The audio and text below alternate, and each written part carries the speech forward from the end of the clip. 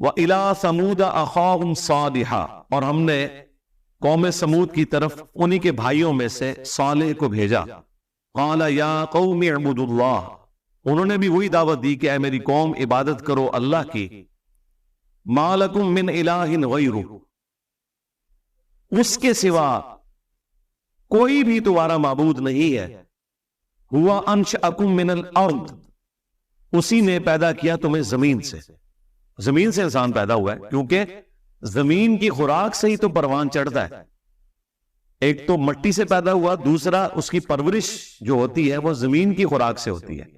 بارش کے ذریعے اللہ تعالیٰ کھیتیاں اگاتا ہے، ان کھیتیوں کو ہم کھاتے ہیں، جانور بھی ان کھیتیوں کو کھاتے ہیں، پھر ان جانوروں کو ہم کھاتے ہیں. یہ سارے کا سارا جو فوڈ کا ایک چین اور ایک سرکل چل رہا ہے نا،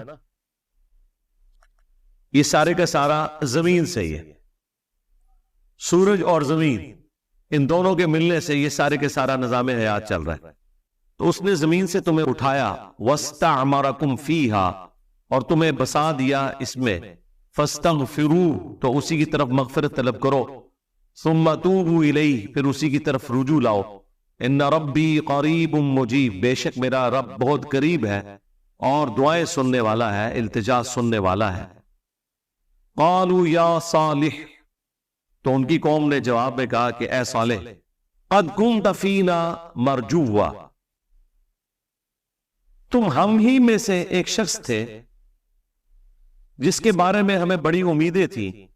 قبل ھذا اتنہانا، اس دعوت حق سے پہلے ہمیں تم سے بڑی امید لگی ہوئی تھی کہ تم ایک ہونہار شخص ہو ہماری قوم کے، اور تم نے ہماری قوم کا نام بلند کرنا ہے، لیکن تم نے آ کر یہاں پہ درار ڈال دی ہے.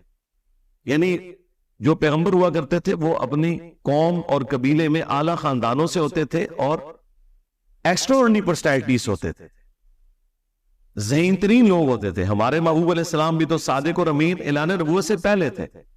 آپ علیہ السلام کے اوپر بھی بڑی امیدیں تھی قریش مکہ کی کہ یہ قریش کا نام روشن کریں گے، لیکن بعد میں انہوں نے ہی بدوائیں دی کہ اس شخصیت کی وجہ سے قریش کا خاندان دو ٹکڑے ہو گیا.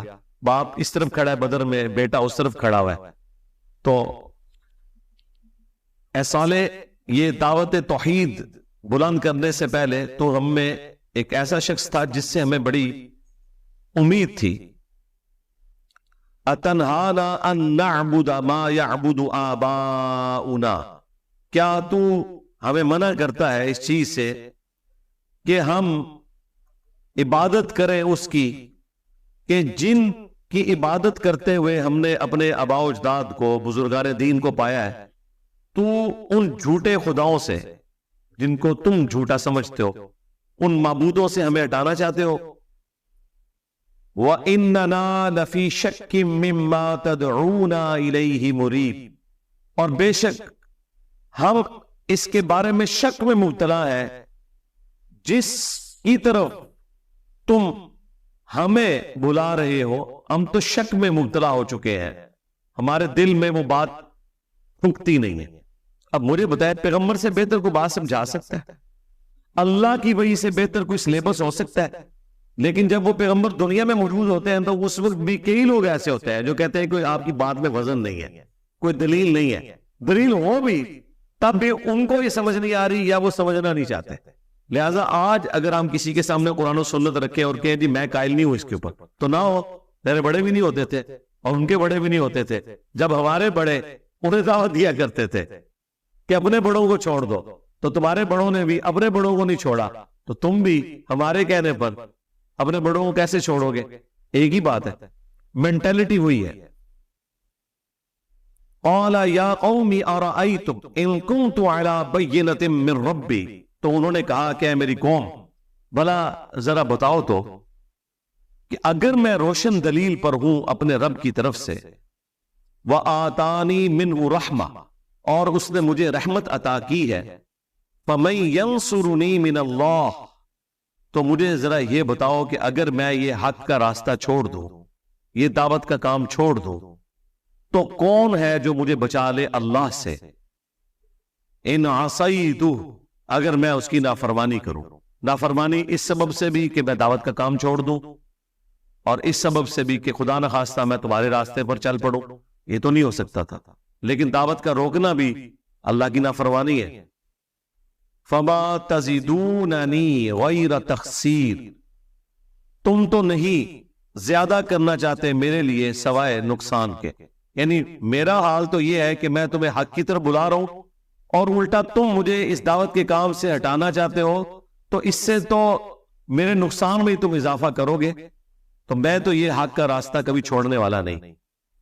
وَيَا قَوْمِ هَذِهِ نَاقَةُ اللَّهِ، اور اے میری قوم یہ ہے اللہ کی اونٹنی، لَكُمْ آیَةٌ، جو تمہارے لیے ایک نشانی ہے۔ انہوں نے حضرت صالح علیہ السلام سے ریکویسٹ کی تھی کہ ہمیں ایک معجزہ دکھائے، اور معجزہ یہ کہ جو پہاڑ ہے اس میں سے ایک اونٹنی نمودار ہو،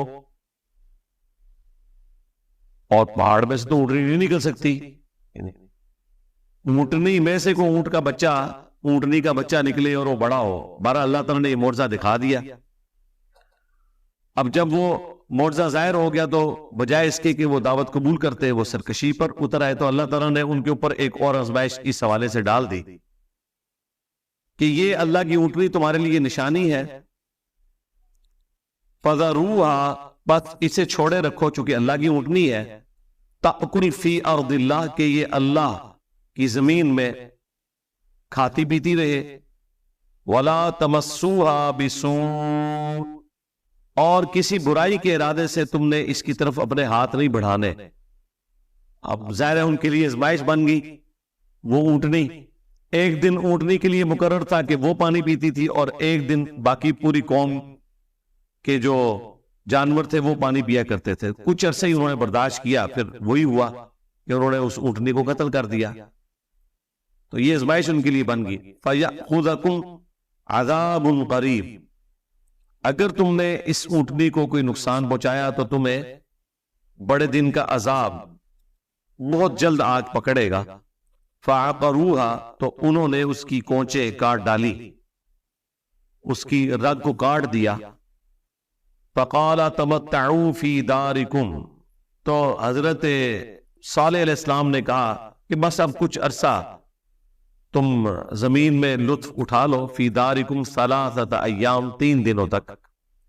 ذالک وعد غیر مکذوب، اور یہ ایک ایسا وعدہ ہے جو جھٹلایا نہیں جا سکتا، بس 3 دن کے بعد تم پر عذاب آ جائے گا، کیونکہ اللہ تعالیٰ نے وحی کے ذریعے حضرت صالح علیہ السلام کو بتا دیا تھا کہ جب یہ اس قسم کی حرکت کریں گے تو اس کے 3 دن کے بعد تم پر عذاب آ جائے گا۔ تو انہوں نے اس اونٹنی کو قتل کر دیا۔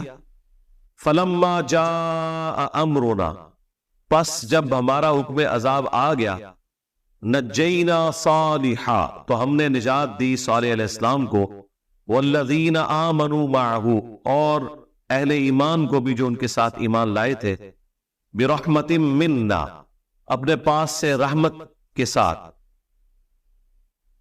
وَمِنْ خِزْيِ يَوْمِئِذٍ، اور اس دن کی ذلت اور رسوائی سے بھی بچا لیا حضرت صالح علیہ السلام اور ان کی قوم کو۔